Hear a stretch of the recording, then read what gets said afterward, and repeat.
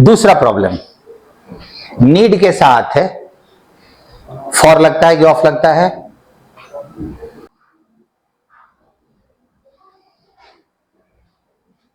Need के साथ for या ऑफ? फॉर।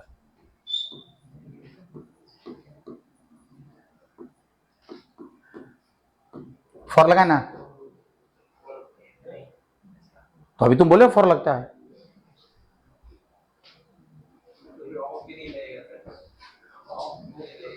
तो नहीं लगता है।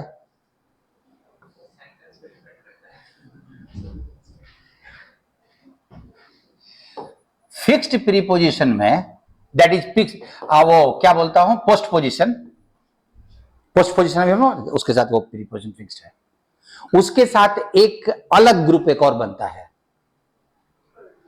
भाई ग्रुप है, तुमको जानने की जरूरत है, रटने की जरूरत है कि नहीं मेरे को नहीं पता है, लेकिन जानने की जरूरत है उस वर्ड को। और ये एक्चुअली क्या प्रॉब्लम है ना, तुमको याद है मैंने कहा था होमोग्राफ एक से ज्यादा पार्ट ऑफ स्पीच में काम करता है। वो आम जीवन का कुछ ऐसा शब्द है जिसके साथ एक कचरा है कि उसको तुम नाउन के तरीके से इस्तेमाल किए तो उसके साथ प्रीपोजिशन लगेगा, और अगर तुमने उसको वर्ब के साथ यूज किया तो वहां प्रीपोजिशन नहीं लगेगा। नीड उसी ग्रुप का है, मैंने यहां वर्ब के तौर पे यूज कर दिया है, तब नहीं लगेगा। लेकिन देखो, देयर इज अ नीड, अब देखो प्रीपोजिशन लगाने की जरूरत महसूस होगी क्योंकि वहां मैंने नीड को एज अ नाउन यूज किया है, तो नाउन यूज करोगे तो लगेगा ही लगेगा। अब फॉर लगाओ ऑफ लगाओ, तुम देख लो क्या लगाओगे।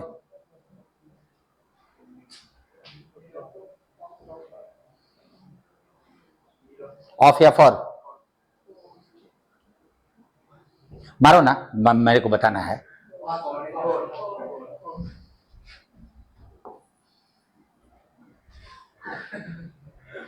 देखो as a noun, sorry as a noun जब नीड को यूज करते हैं तो नॉर्मल केस में फॉर लगता है, और अगर कभी नीड के पहले इन लगा हो तो यहां पे ऑफ लगता है। I am in need of,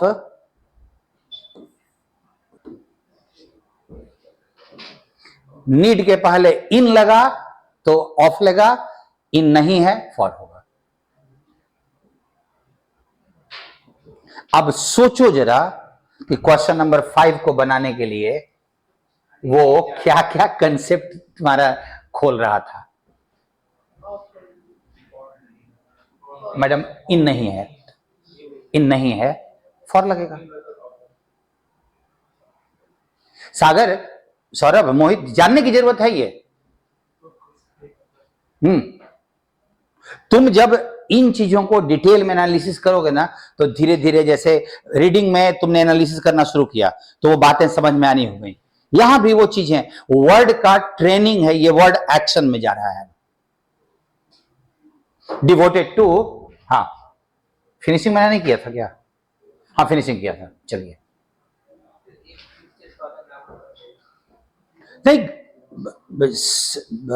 SSC के पार्ट में क्लोसेस में ग्रामर भी देता है, वर्ड्स भी देता है।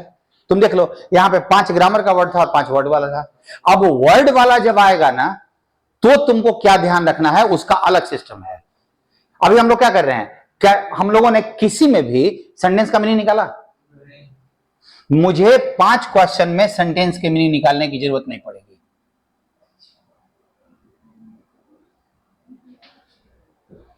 पांच में सेंटेंस के मीनिंग निकालने की जरूरत नहीं पड़ेगी। ये ऑप्शन बता रहा है कि तुम मेरे से प्रीपोजिशन कंजंक्शन पूछे हो तो मेरे को प्रीपोजिशन कंजंक्शन टारगेट करके बनाना होगा। बाकी के 5 में मीनिंग निकालना होगा, और मीनिंग के साथ क्या ध्यान रखना है कि जो हमको मीनिंग समझ में आ रहा है उस मीनिंग का इक्विवेलेंट 2-3 वर्ड दिया हुआ है, 2-3 वर्ड दिया हुआ है। अब वो 2-3 वर्ड में से हम छांटेंगे कैसे? यही इंपॉर्टेंट फैक्टर है। और ये देखो, फिक्स्ड तुम्हारा वो रिच के साथ फिक्स था मोहित, एंड नीड के साथ फिक्स था, फिक्स ही है ना भाई, फॉर लगेगा। बाकी की चीजों में जैसे यहां भी फिक्स है, 8 नंबर भी फिक्स है। अभी तुमको क्वेश्चन नंबर 6 के लिए, क्वेश्चन नंबर 3 के लिए अगर गलती हुआ है तो कंजंक्शन का कंसेप्ट समझना होगा। कंजंक्शन का कंसेप्ट समझना होगा। कंसेप्ट 2-3 दिन टाइम लो इसमें, दो, तुमको आगे में बहुत हेल्प मिलेगा।